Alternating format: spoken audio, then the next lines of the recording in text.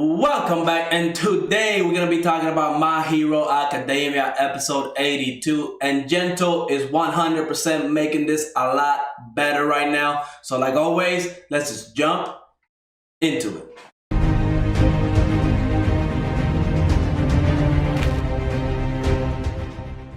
So episode 82 of My Hero Academia is pretty much setting up Gento's plan to go ahead and attack UA. Now, we don't know if he's exactly going to attack UA like head on and try to take everybody in there. That would just be a suicide mission, because as far as we know, Gento doesn't have like a big following like the League of Villains, right? Where they're like actual like an organization.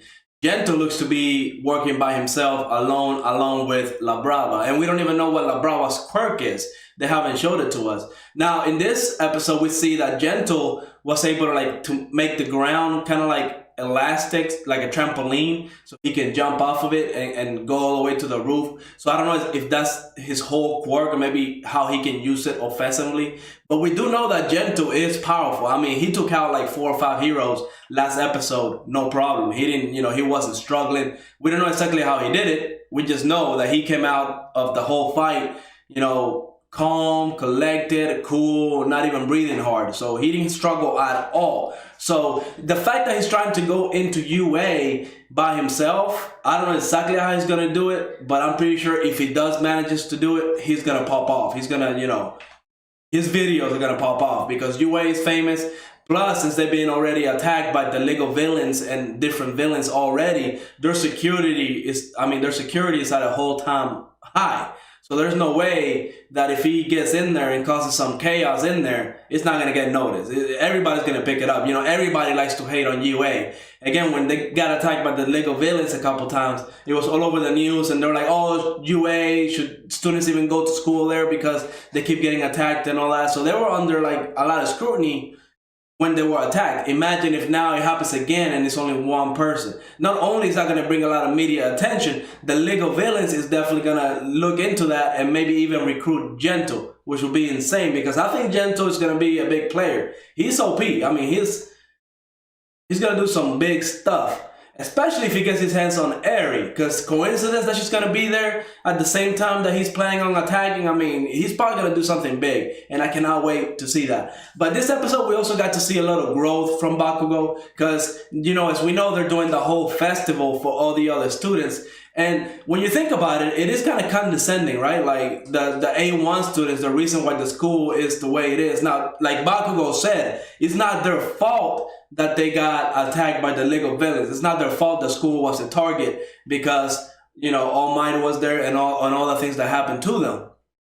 But the fact that the A1 class is trying to do like a little music thing for everybody else, kind of saying like, we know we've been, we caused a lot of trouble, but here's a little thing we can do for you. Kind of like, that does seem like condescending. And Bakugo pretty much told the whole group, like, that's not even cool. Like, what we're doing, we're not even thinking about them. We're really just thinking about us. And then they changed their plans a little bit. They were going to do, kind of like the same thing, but they're really thinking more about the people that are going to come, like the other students. And the fact that when all the other students were saying that, the reason why we're all like this is because of A1, and Bakugo overheard that, I feel like the old Bakugo would have just popped off. I feel like he would have just gone off and screamed at them and try to fight them and all that. And we see that Bakugo pretty much does blame himself for a lot of the things that happened, because he did get kidnapped and everybody had to go rescue him. And he's still like a teenager. I can see how that would affect him mentally. And the fact that he wants to be like a huge hero, he wants to be the best hero out there. And the fact that he is blaming himself for causing all this trouble from being kidnapped, that could get a toll on somebody. So we know that he can play the drums, which is kind of funny because that came out of nowhere. And then the other funny part was when Minata was trying to play the guitar, but he couldn't reach around the guitar. I died. I almost died laughing because I didn't expect that scene to happen. It was pretty funny. So we know exactly what everybody's going to play. They got all the people that are going to be in the band. They got, they're going to have, the special effects with the ice and breaking it, and which is just insane. I feel like it'll be a lot cheaper to just buy like a disco ball and just put that up. That can't be that expensive, right? UA's probably giving them a budget, I would assume, right? I could be wrong. I don't know exactly how the Japanese culture kind of do their things, but I feel like for a school festival, wouldn't they get like some small budget or something, like $100 or something? I don't know, but I feel like they would get a budget for this, and they could just spend it on the disco ball because they already got all the instruments for the one student that can play and all that. But that's not the part I'm actually really interested in when it comes to My Hero Academia. Like, I want to see the villains, I want to see everything, go off, and we got another little interesting part in this episode where Deku is talking to All Might. And he pretty much tells him, when I was fighting Overhaul, I really couldn't fight him. Like, I was able to use full calling at 20%, but that wasn't even enough. And I could only do it for a short time. Deku was saying that. And All Might was saying, you need to work on all the things that you learned today. Like, we know that Deku, when he started out using his powers, he could only use 100% at a certain part of his body. Like, he could throw a punch at 100% of his strength and it would just destroy his arm. And then he learned to do it, with one finger, like pretty much distributing that 100% across his body, all the way to the point where he learned how to do full calling. So now All Might is telling him, well, now that you can do 20%, right, without injuring yourself, well, if you concentrate that 20% to, like, your fingers, like you used to do with 100%, well, now you'll be shooting 20% out of it, which if you concentrate that power into a small point, Deku took out a tree with it. You know what I mean? He took out a tree with just the snap of his finger. Now he needs to learn how to do it fast, right? Because Deku brought, he figured it out. He said, yeah, All Might can't really be using 100% of his strength all the time because, if he was to jump or kick or do anything 100% every time, the mayhem that he will cause will be insane. We know that All Might can pretty much just change the weather by throwing like a powerful punch. And Deku was saying, I wish I could do that. And maybe in the future, he'll be able to do that. But right now, he can't, obviously.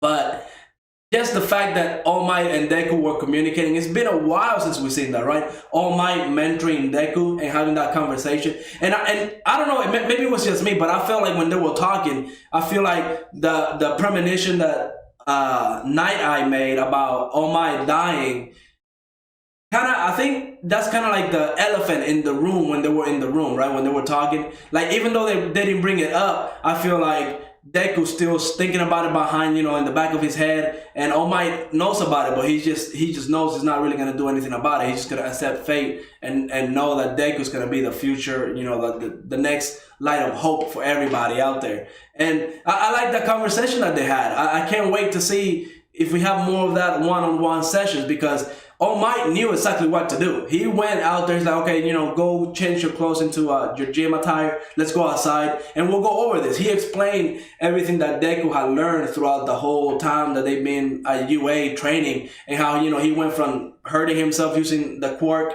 to now being able to use 20% of it. Even though it's a small period of time, he still can do it. So he's good. All Might was planning on teaching Deku all this when he reached 15%. Now, I kind of wonder if All Might went through the same process as Deku did, right? Like inheriting, one for all, and pretty much having to learn the same rate that Deku is gonna have to learn now. Like, okay, now you can use 50%.